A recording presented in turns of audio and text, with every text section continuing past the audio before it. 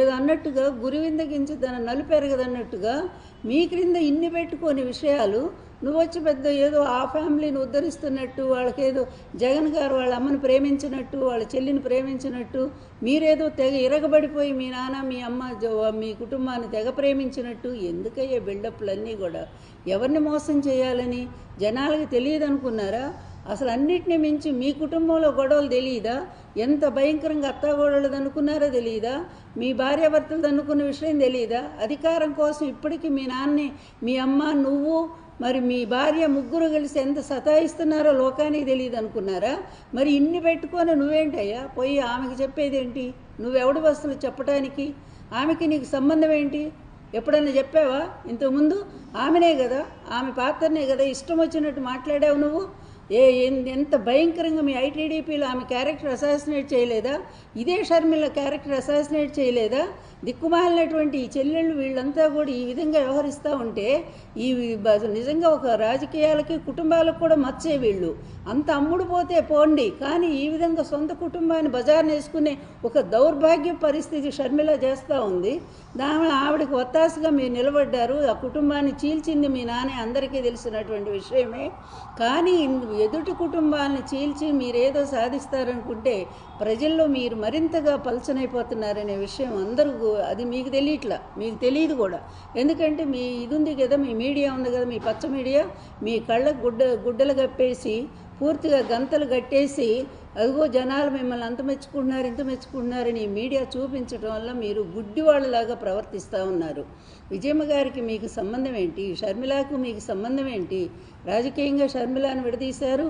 మీ పలుకుబడితో కాంగ్రెస్లోనూ మీ నానే ఉంటాడు, ఇటు బీజేపీలో మీ నానే ఉంటాడు, కమ్యూనిస్టుల్లో మీ నానే ఉంటాడు. ఎందుకంటే ఆయన ఒక సిగ్గుమాలిన రాజకీయం కనుక, ఆయనకి ఏ రాజకీయం ఇంకేమి విలువలే లేనటువంటి వ్యక్తి కనుక అన్ని పార్టీలతో సంబంధం పెట్టుకుంటాడు. ఒకవైపు పార్లమెంట్లో బిల్లు వ్యతిరేకంగా మహిళలకు వస్తే మీ ఆడవాళ్ళు, మీ ఎమ్మెల్యేలు, ఎమ్మెల్సీలంతా పోయి రేవంత్ రెడ్డిని కలుస్తారు. ఎవరు ఎగనెస్ట్గా బిల్లుకు వ్యతిరేకంగా చేశారో వాళ్ళతో పోయి చేయగలుగుతారు. ఏమిటిది? ఇదా మీ దరిద్రపు రాజకీయం? ఇంత విలువలు లేనటువంటి నీచ రాజకీయాన్ని చేస్తే మీరు ఏదో జగన్మోహన్ రెడ్డి గారు కుటుంబంలో చిచ్చు పెట్టాలని చేసి చిచ్చు పెట్టారు కూడా. మీరు అన్నా చెల్లెళ్ళని విడదీసిందే మీరు. అట్లాంటి మీరు ఈరోజు విజయమ్మ గారికి పాపం శుభాకాంక్షలు చెప్తావు. పెద్ద లోకేష్, నువ్వు ఒక పెద్ద లీడర్వి, నువ్వు ఒక పెద్ద మేధావంతుడివి, నీకు అంత స్థాయి కూడా ఉందా? అసలు ఆ కుటుంబానికి శుభాకాంక్షలు చెప్పే స్థాయి కూడా నీకుందా? అలా చెప్పే బదులు ఒక్కసారి మీ మేనత్తలకి చూడు, ఒక్కసారి మీ అత్తలు ఎక్కడున్నారో చూడు, వాళ్ళ పిల్లలు ఎక్కడున్నారో చూడు, వాళ్ళని ఆదుకోవటానికి ప్రయత్నం చేయండి. సొంత బాబాయ్ కదా, ఆయనకి సీట్ ఇవ్వటానికి కూడా మీ నాన్న ఆ రోజుల్లో అసలు రానివ్వకుండా చేస్తే ఎన్టీఆర్ గారు పిలిచి సీటు ఇస్తే ఆయన పోట్లాడాడు కూడా. ఏంటి ఆయనకి ఎందుకు ఇస్తారు సీటు అని చెప్పి. అయినా సరే ఎన్టీఆర్ గారు చిన్నాల్లుడు అని చెప్పి అభిమానంతో సీటు ఇస్తే గెలిచి వచ్చాడు బ్రహ్మాండంగా. ఆ మాట ఆయన ఎన్నోసార్లు చెప్పాడు రామ్మూర్తి నాయుడు వేదికల మీద. మా అత్త మా మామ ఇద్దరు కలిసి నాకు న్యాయం చేశారు, అత్త అంటే నేను, అట్లా న్యాయం చేశారు, మాకు సీట్ ఇచ్చారని చెప్పి ఆయన గర్వంగా చెప్పుకున్నాడు. అట్లాంటి సొంత కుటుంబానికే ద్రోహం చేసుకునేటువంటి మీరు జగన్ కుటుంబాన్ని గురించి మాట్లాడతారా? ప్రతిరోజు ఇదేనా? గొడ్డలి. ఏ గొడ్డలయ్యా? సిబిఐ చాలా స్పష్టంగా, సుప్రీంకోర్టు స్పష్టంగా జగన్మోహన్ రెడ్డికి ఆయన భార్యకి ఏ సంబంధం లేదంటే మీరు చేసే ఏదో పని ఏంటయ్యా? ప్రతిరోజు కూడా గొడ్డలి పార్టీ. ఇదే మీ బతుకులు పాడుగాను. ఇంత నీచ బతుకులు ఎందుకయ్యా? ఎందుకంటే ఏదన్నట్టు ఉన్న 4 రోజులు ఒక మంచి పేరుతో బతకాలి జగన్మోహన్ రెడ్డిలాగా.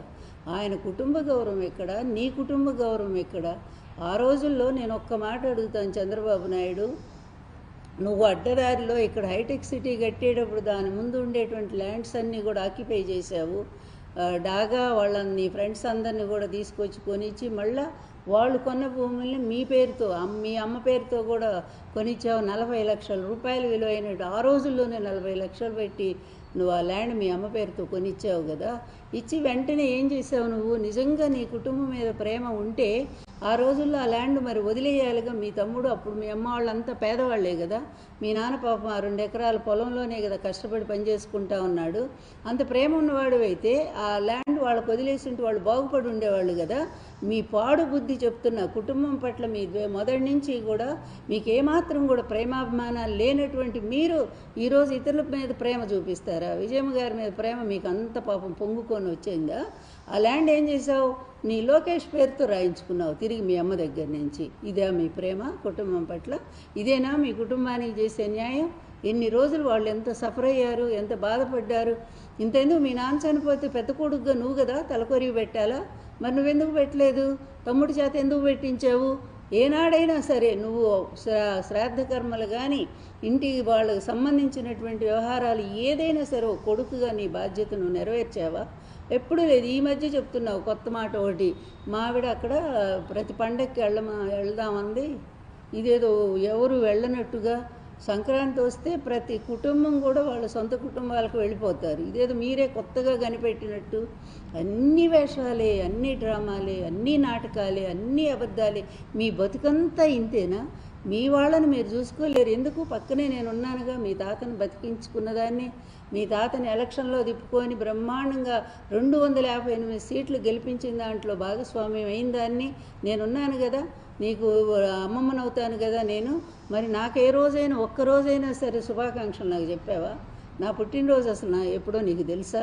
ఏ ఒక్కసారైనా సరే వచ్చి అమ్మమ్మ ఎట్లున్నావని చెప్పి నన్ను ఏమైనా మాట్లాడించావా నువ్వు?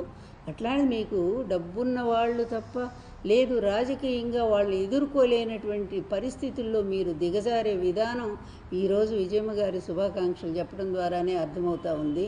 అందువల్ల ఏంటంటే ఇది ప్రజలు ఏమంటున్నారో ఒక్కసారి బయటికి వెళ్ళి వినండి. ఉమ్మేస్తూ ఉన్నారు మీ మీద. ఇంత నీచంగా దిగజారాలా? ఇలా కుటుంబాల్లో చిచ్చు పెట్టడం ఏంటి? ఇటు ఎన్టీఆర్ కుటుంబంలో చిచ్చు పెట్టావు, ఆయన కడుపులో మంటను రగిల్చారు, ఆయన కొడుకుల్ని ఆయనకు కాకుండా దూరం చేశాడు మీ బాబు. మీ బాబు ఎంత నీచ చరిత్రో, ఎంత దుర్మార్గుడు, ఆయన గురించి చెప్పాలంటే రోజులు కూడా చాలు నిజంగా. అందుకే పెద్ద పుస్తకమే రాశాను ఆయన మీద నేను. అట్లాంటి వాడు మీ తాతను బ్రతికుండగానే చంపేసినటువంటి వ్యక్తి కదా మీది.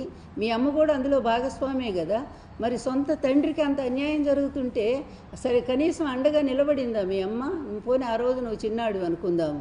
మీ అమ్మ మీ నాన్న అంత ద్రోహం చేసి ఆయన వెన్నుపోటు పొడిచి ఆయన ప్రాణాలు తీస్తూ ఉంటే, ఆయన మీద చెప్పులేసి అవమానం చేస్తూ ఉంటే మీ అమ్మ ఒక్కరోజైనా ఇది తప్పని మాట్లాడిందా? ఎప్పుడైనా సరే బయటకు వచ్చి ఒక ప్రెస్ మీట్ పెట్టి మా నాన్నకి చేసిన అన్యాయం, ద్రోహం అని ఒక్క మాట మీ అమ్మ మాట్లాడిందా? ఏం కూతురయ్యా మరి మీ అమ్మ? ఏం విలువలు ఉన్నటువంటి మనిషి? మీ అమ్మకి విలువలు లేవు, మీ నాన్నకి అంతకంటే విలువలు లేవు. అట్లాంటి కుటుంబంలో పుట్టినవాడి నీకేం విలువలు ఉంటాయని మేము ఆశించాలా? నీ నుంచి అంతకంటే మేమేం ఆశిస్తాము? ఈరోజు వచ్చి పెద్ద ఏదో మగాళ్ళలాగా ఇతరుల కుటుంబాల్లో పాపం జోక్యం చేసుకొని వాళ్ళ కుటుంబాల్లో పోవటమే తప్పు. ఎందుకంటే ఇతరుల ఇళ్లలో ఏదో పందికొక్కుల్లో ఎలుకలో ఇవి దూరుతూ ఉంటాయి అన్నమాట. అట్లా ఇతరుల ఇళ్లలో పోవటం అంటే వాళ్ళతో సమానమే అనుకోవాలా ఇక. అట్లాంటి స్థాయిలో నీచమైనటువంటి రాజకీయాలు చేసేటువంటి ముందు మీ కుటుంబం ఏంటో, మీ చరిత్ర ఏంటో, మీ బాబు చరిత్ర ఏంటో, మీ అమ్మ చరిత్ర ఏంటో, అదేవిధంగా మీ సొంత తాత వాళ్లే కదా. మీ తాత అమ్మ వాళ్ళకి ఏమి న్యాయం జరిగిందో, నారావారి కుటుంబానికి ఏమి న్యాయం చేశారో ఇవన్నీ కూడా బయట పెడదాం. మరి మాట్లాడదాం రండి ఒకసారి. ఈరోజు వచ్చి బాబు జగన్మోహన్ రెడ్డి తల్లిని చూడలేదు, చెల్లిని. ఇదేనా మీ స్లోగను? రాష్ట్రంలో మొత్తం కూడా 2 కోట్ల మంది మహిళలకు న్యాయం చేసిన వ్యక్తి జగన్మోహన్ రెడ్డి తెలుసా? ప్రతి పేద మహిళ కూడా మా అన్న అనుకున్నారు, మా తమ్ముడు అనుకున్నారు, మా కొడుకు అనుకున్నారు. ఇంటికి వెళ్ళి వాళ్ళకి పెన్షన్లు అందించినటువంటి వ్యక్తి జగన్మోహన్ రెడ్డి. అమ్మఒడి ద్వారా లక్షల మంది పేద పిల్లల్ని బడికి పంపించిన వ్యక్తి జగన్మోహన్ రెడ్డి. చేయూత, ఆసరా పథకాల ద్వారా ఎంతోమంది ఆడపడుచులకు ఉపాధి కల్పించిన వ్యక్తి జగన్మోహన్ రెడ్డి. 35 లక్షల ఇళ్ల స్థలాలు ఇచ్చి అందులో దాదాపుగా 10 లక్షల 15 లక్షల వరకు ఇళ్ళు కూడా కట్టించి ఇచ్చినటువంటి వ్యక్తి, అది కూడా ఆడవాళ్ల పేరుతో ఇచ్చిన వ్యక్తి జగన్మోహన్ రెడ్డి. తర్వాత ప్రతి దాంట్లో కూడా 60% పైగా ఆడవాళ్ళకే మరి నామినేటెడ్ పోస్టులు కానివ్వండి అన్నిట్లో కూడా అవకాశం కల్పించిన వ్యక్తి Jaganmohan Reddy. Deputy CM first ఒక మహిళకి ఇచ్చినటువంటి వ్యక్తి జగన్మోహన్ రెడ్డి. అసలు మహిళలకి ఈ విధంగా ఎన్టీఆర్ గారు తర్వాత వైఎస్ రాజశేఖర రెడ్డి డ్వాక్రా రుణమాఫీ చేసింది జగన్మోహన్ రెడ్డి. ఇంతగా మహిళలకు అవకాశం అందించి వాళ్ళ జీవితాలను నిలబెట్టిన మహానుభావుడని ఆడవాళ్ళంతా దేవుళ్ళ కొలుచుకుంటుంటే మీరెక్కడ తగులబడ్డారే బాబు? రాహుకేతువుల్లాగా ఈ రాష్ట్రంలోకి అడ్డదారిలో వచ్చే రాహుకేతువులు అంతే కదా, అడ్డదారిలో వచ్చి అమృతంగా చేసుకుపోతారు అప్పుడు దేవదాన యుద్ధం అప్పుడు. అలాంటి మీరు కూడా అట్లాగే రాహుకేతువులే మీ తండ్రి కొడుకులు ఇద్దరు అట్లా ప్రవేశించారు, అడ్డదారులు ఈవీఎంలు మోసం చేశారు, వచ్చారు, లోపలికి వచ్చారు. ఈరోజు రాష్ట్ర ప్రజలను సర్వనాశనం చేసి పడేస్తున్నారు. ఇలా కుటుంబాల్లో చిచ్చు పెడతా ఉన్నారు. అటు ఎన్టీఆర్ కుటుంబంలో పెట్టారు, ఎన్టీఆర్ని చంపేశారు. ఈరోజు జగన్ గారి కుటుంబంలో కూడా జొరబడ్డారు. వాళ్ళకు తగులు పెట్టడానికి ప్రయత్నం చేస్తున్నారు. ఎప్పుడు కూడా ఒక్కటే గుర్తుంచుకోండి, blood is thicker than water అని. ఎప్పుడు కూడా రక్త సంబంధాలను ఎవరూ చెరపలేరు. తాత్కాలికంగా ఉంటే ఉండొచ్చు కానీ